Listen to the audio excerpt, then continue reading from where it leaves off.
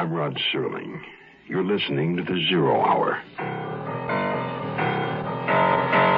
Rest your eyes.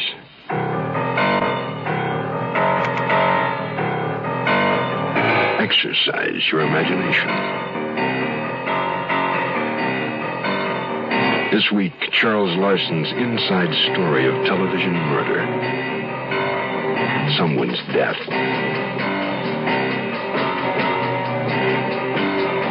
Starring George Kennedy, Joyce Bulifant, and Robert Reed.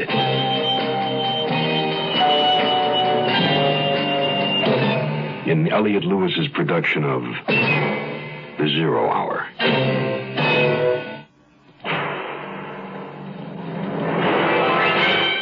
The Mutual Broadcasting System presents The Zero Hour.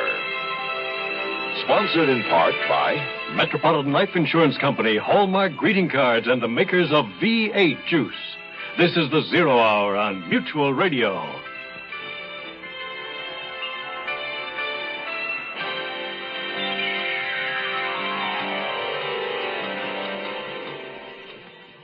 Television producer Nils Frederick Blixen is an expert at solving murders of the fictional variety. But he's found that it's nothing at all like the real thing. The real thing keeps you awake nights, drives you in endless circles, and cannot be solved in a half-hour time slot. The police have taken away his young female casting director, Joanna Redfern, who at this point has been cast herself in the leading role in a very real murder. But for Nils Frederick Blixen, Joanna is all wrong for the part, even though he now knows she's played it once before. Someone's death continues in a moment. Hi, this is Frankie Lane. Do you remember this song? I believe for every drop of rain that falls, a flower grows. I believe that. Yes, I believe. Well, if you do, you can also remember when there were no such things as artificial heart valves or synthetic arteries. Nobody ever heard of the heart-lung machine or open-heart surgery. Today, they're commonplace, and your contributions help bring them about. But with all these and other advances, heart disease is still not conquered. More medical advances are needed to help save hearts and lives. Give generously when your Heart Fund volunteer calls for your contribution. I believe above the storm, the smallest prayer will still be heard. I believe that someone in the great... Inside the North Hollywood police station, the detectives took Red into a poster-encrusted cubicle from which I was barred. She cast me a ghastly grin just before the door closed in my face, and I felt my heart give an unaccustomed lurch. I paced back and forth along the short hallway until a sunburned civilian in overalls took pity on me and urged me not to worry about my daughter, since the Valley police were gentlemen through and through. I thanked him and went outside, cut to the quick. She could be my daughter, damn it. I became obsessed with the idea that something had gone wrong and that they were booking her. I told myself I'd count to 10. Schreiber came out on the count of 7, joking and chatting with Sergeant Ames. Red was pale but composed. Ames went back inside, and Schreiber gave me the rundown. No, it was a breeze. They didn't know about Gladstone being a pusher, so I didn't mention it. No, they didn't suspect her any more than they suspect the governor. Well, come on, Red, I'll take you home. Wait a second, Wade. Don't you still live way out in West Valley? Tarzana, yeah, what's the difference? I can take Red into Hollywood and then swing over Coldwater. I wouldn't hear of it. I have ordered a cab. Oh. Okay, Nils Frederick, I get the message. Well, I'll call you tomorrow, Red. We'll have dinner one night. You doing anything Saturday? No. Good, it's a date. And, good night, buddy. Good night, buddy. Give my love to all your kids. Sweet man. My company's lawyer. We've been friends for years. Let's walk to the corner. Maybe there's a cab stand there or a bus. How old is he? 30, 31. You mentioned something about kids? He's got 4. Holy Moses. Hey, cab. Oh, Jack! Oh, Jack! Nice wife, I suppose. She's not married. She died. I'm sorry I'm late. I was hungrier than I thought. Hey, you're a producer. Any chance of getting studio work? Transportation? You'd have to check with the union. Forget it. Maybe I'll go back to school. Landscape architecture. I used to work for a Japanese nursery up in Montrose. Boy, that really turns me on, Japanese gardens. You know what I mean? You know what a haiku is? Japanese poem. 3 lines, 17 syllables. Quote, white cherry blossoms, colder than snow when I call, and you are not there. Oh, son of a gun. That's your own composition? Birthday present from an ex-friend of mine. Very dark friend. I'll make a right turn onto Longpre, Jack. Hey, Miss Redfern, the secretary told me you didn't have a car. You get off work around the same time every night. I'm usually someplace near the studio. I could pick you up on a regular basis, you know? Well, I have a car. It's just in the garage now, but thanks. How about picking me up? I don't have a car. I'll write you a free haiku every 5th trip. The heck with the haikus. I do it for the money alone. What time? 6. Oh, right here. The big brown fourplex on the left. Now, wait for me. I won't be long. Oh, no, I can't. My wife will kill me. Look, I'll take another voucher. That's $3.10. Pick you up tomorrow at 6, Mr. Blixen. I was glad for the opportunity to be alone with her. We stood on the sidewalk a moment while she gave me a rundown on the tenants in the building, pointed out where she lived, on the 2nd floor.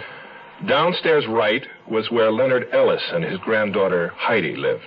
Odd little girl. How odd?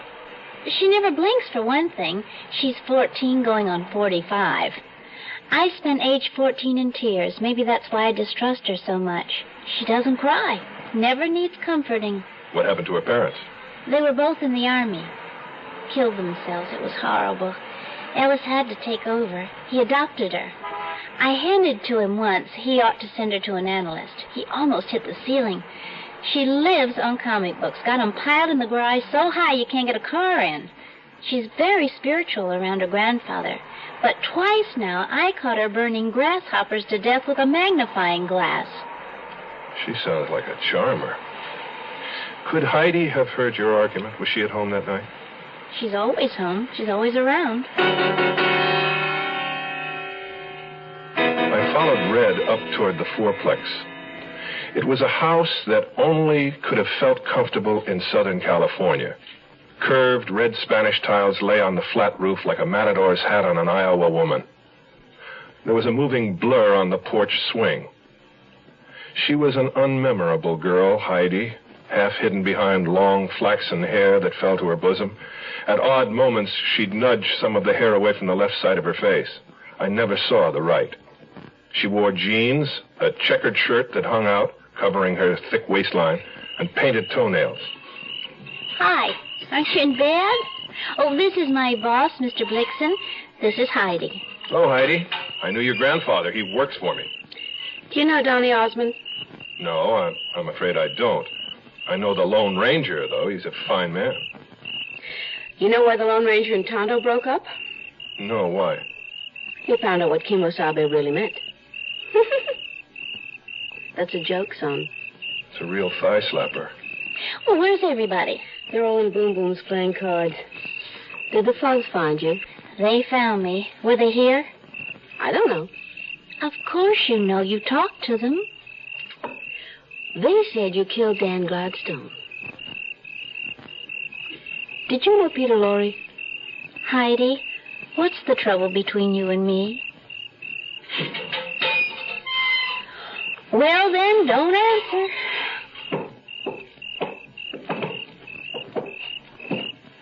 Did you ever see anybody so clumsy in your life? But beautiful. Red? She curdles my milk. Thinks she's the Queen of Sheba. I hate her. I really hate her. You know who she looks a lot like? Your mother. My mother? Bro, you never saw my mother. Well, there's a picture of her on your grandpa's desk in her WAC uniform. What was her name? Florence. Maybe you hate Red because she reminds you of Florence. You're nuts. If she reminded me of my mother, I'd love her because I love my mother. Even after she left you. Did you tell the police about Red's and Dan's argument? Did you tell them about the ring he gave her from the candy jar? What's the difference? Well, I suppose it was the last time you saw Dan, the day of the argument. He came around one more time, about a week ago. Last Tuesday. To see Red? She was at work. Who'd he come to see then? I don't know. Nobody was home. You were home? Well, I wasn't to begin with. I got sick at school, and the nurse excused me. Came home. I really felt terrible. And Dan was here? Yeah, around the back. Well, what did you talk about? Now, it might be important, Heidi. Did you know Boris Karloff? Lon Chaney? You sure you didn't know Peter Lorre? Heidi, think about what I said about the resemblance.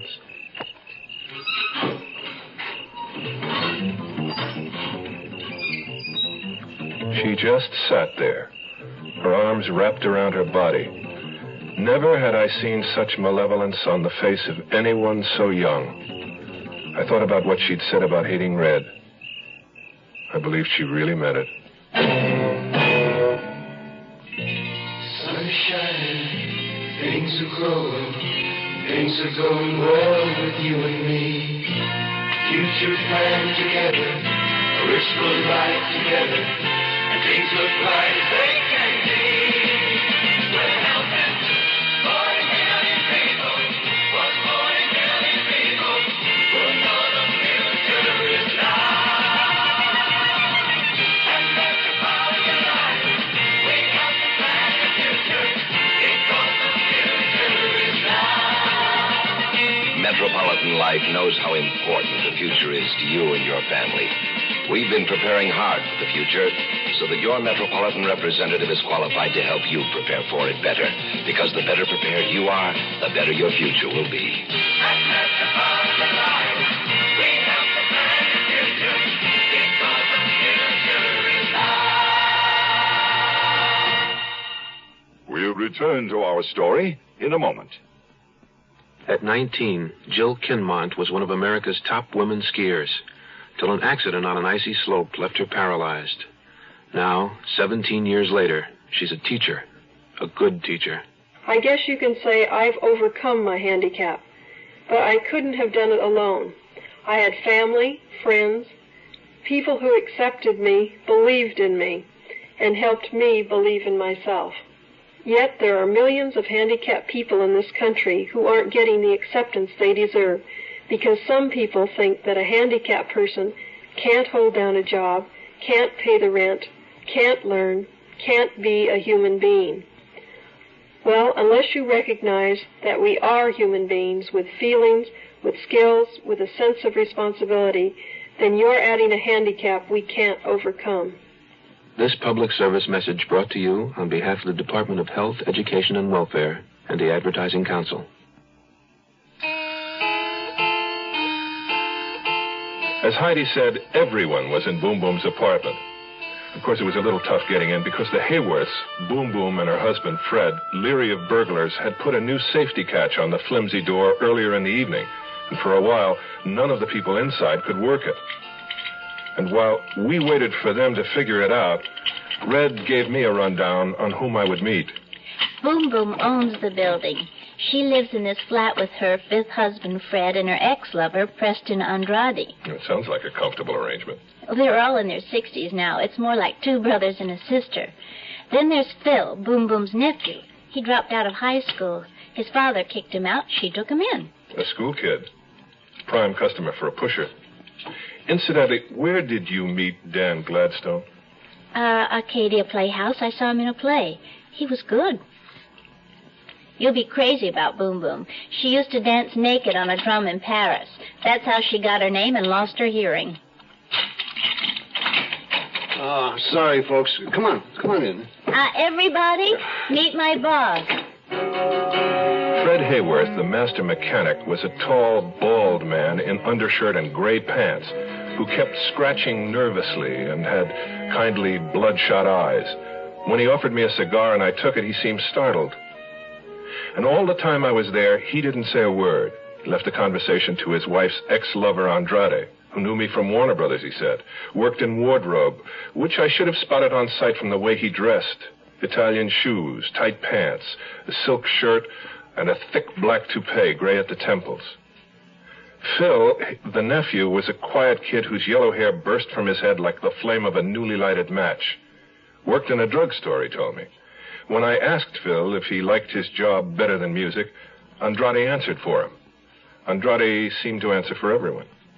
How did you know about Phil's music? The guitar, right? Uh-huh. His fingertips, the calluses. Add the guitar case in the corner, and I come on like an instant Sherlock Holmes. Or Saul Stagg. Who's Saul Stagg? That's his new detective. Starts on network television in the fall. Oh, Murphy's playing that. The voice came from behind me. There were two of them. Red introduced them as René Ortiz and his friend Bobby. René was a frail, heavy-headed Frenchman who powder-coated his blue chin. His friend Bobby was a lot younger, higher-strung, covered with little gifts, rings on both hands, a silver bracelet, St. Christopher's medal on a thin golden chain around his neck. Bobby, you said you knew my star, Murph Smith. Where from? Oh, around here and there, parties. The Acadia Playhouse? Mm-hmm. But you're an actor, then? Well, theoretically. Renee doesn't like me to work. I understand Dan Gladstone belonged to the Acadia. Oh, did he? Yes, I believe he did. I think I do remember Gladstone there. Of course, there were so many of us.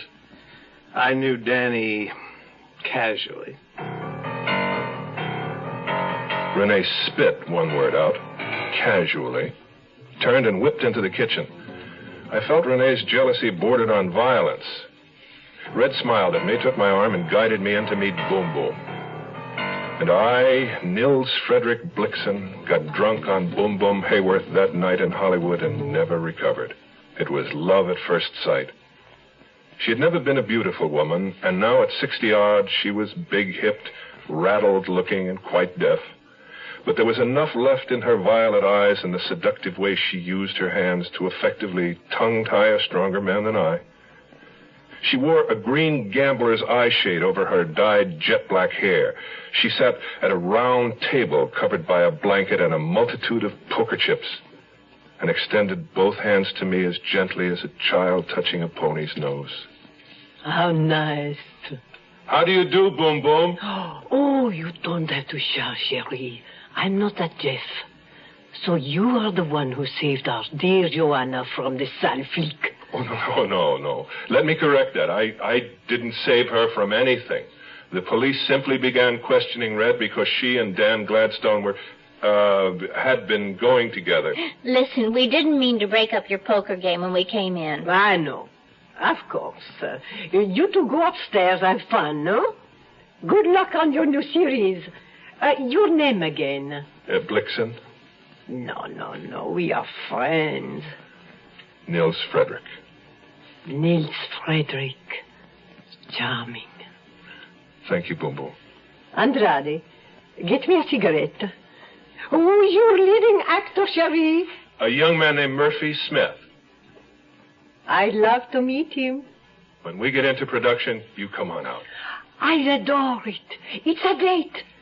You, come. You kiss my cheek. Huh? Good night. Night, everybody. We're glad you stopped in.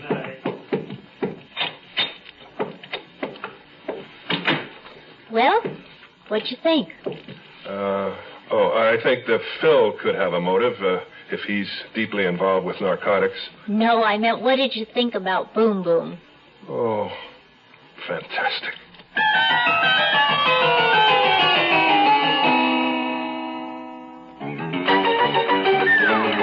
I love you.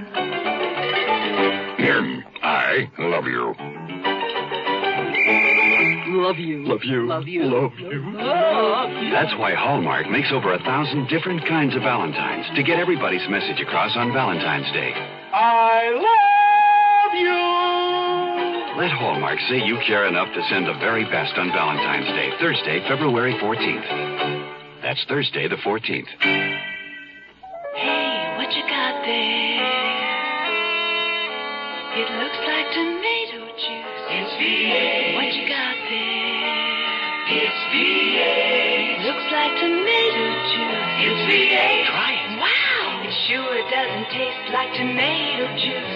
Mm-hmm. It tastes like V8. A great natural blend of 8 garden vegetables. V8 cocktail vegetable juice. V8. The Zero Hour continues after this.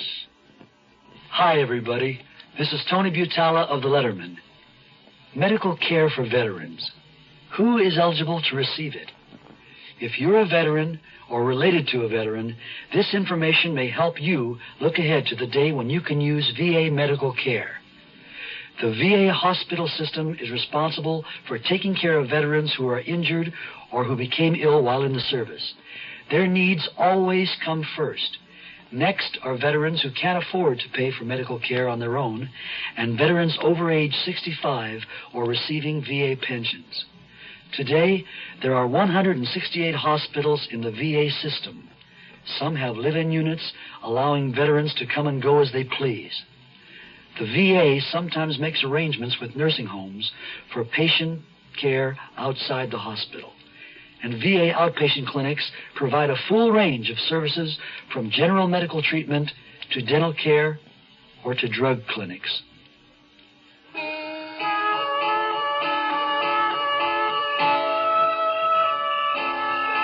There was no sign of the cab, and the porch swing was empty. Heidi was gone. I filled my lungs with jasmine scent and then climbed to the second landing to Red's apartment. She'd gone up a moment or two before me to fix us each a drink. When I came in, I could hear her in the kitchen, knocking things over. She came out with 2 scotches, neat. I called your cab again. The woman said that he was on the way. Cheers. Cheers. It must be awful not to have a car in this town. I don't know how you manage. Well, you were lucky not to have had one last night. Last night? Gladstone's murderer drove to and from the ambush. Your car was in the shop. Yes.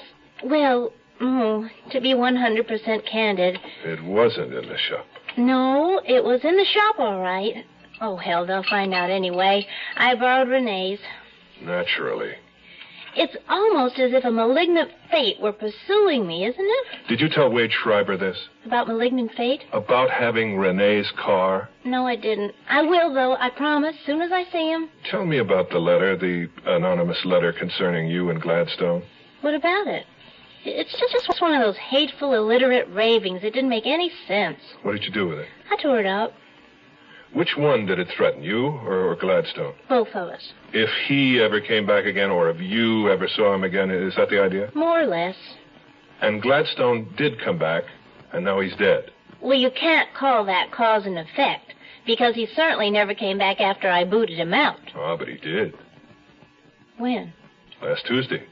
How do you know? Heidi told me. Oh. Don't you believe her? Oh, well, let me put it this way. Heidi romanticizes. All right, indulge me. Assume she was telling the truth for once. Who would he have come to see? Boom Boom?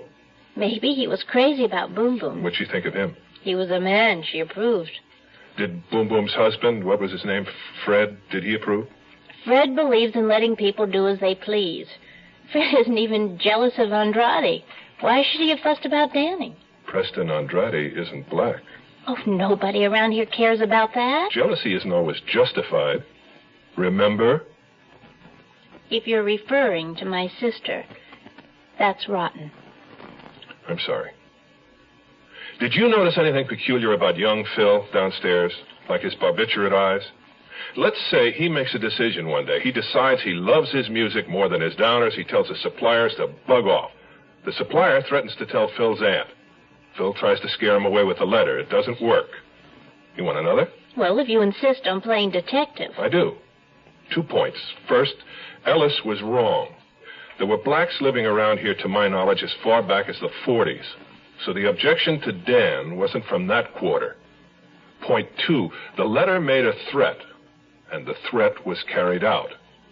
That scares me. Because we're dealing with a nut? We could be. Where are you going, Red? To get the letter. But I thought... I lied. In a moment, she was back. She dropped the letter into my hand. It was wrinkled and dirty. Someone, Red presumably, had crumpled it at one time into a ball and then smoothed it out again. Words cut from cheap magazines had been pasted in soiled, uneven rows. I read it aloud.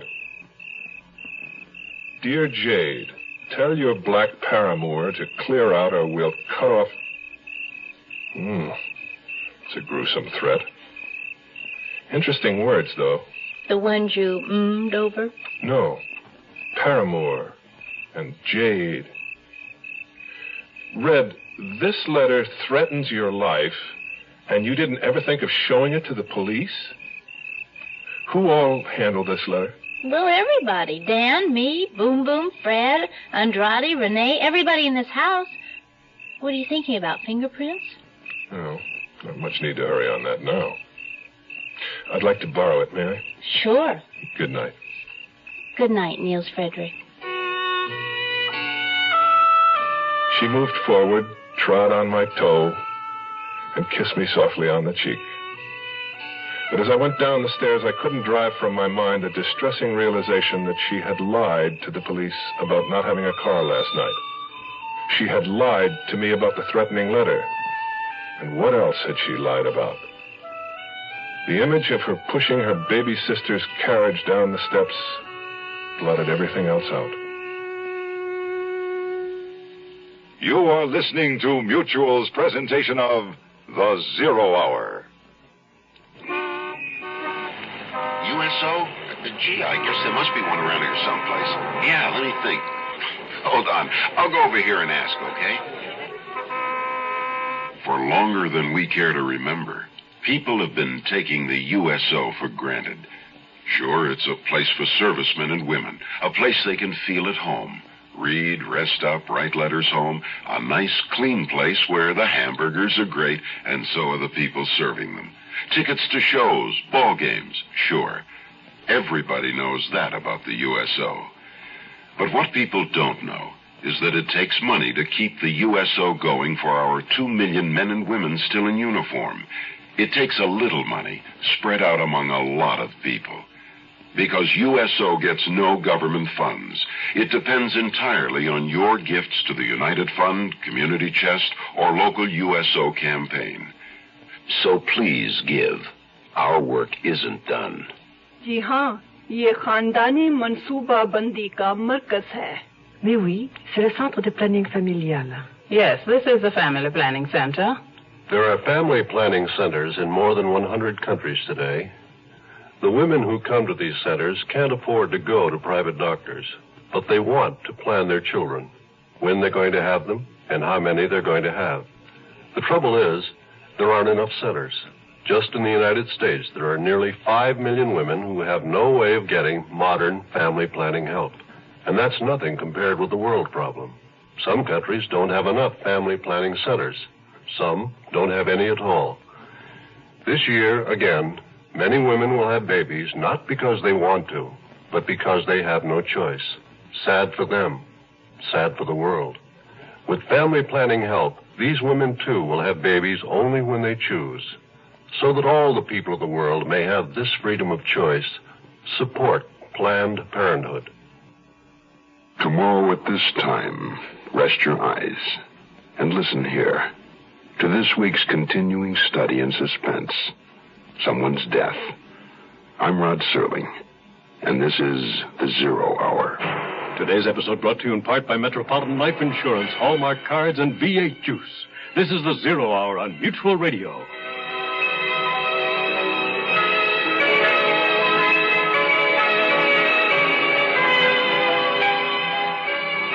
You have been listening to The Zero Hour, a presentation of the Mutual Broadcasting System in association with Hollywood Radio Theater, heard every weekday at this time. Rod Serling is your host. Zero Hour is produced and directed by Elliott Lewis. The Hollywood Radio Theater theme was played by Ferranti and Teicher and is now available on United Artists Records and Tapes. Hugh Douglas speaking. This is the Mutual Broadcasting System.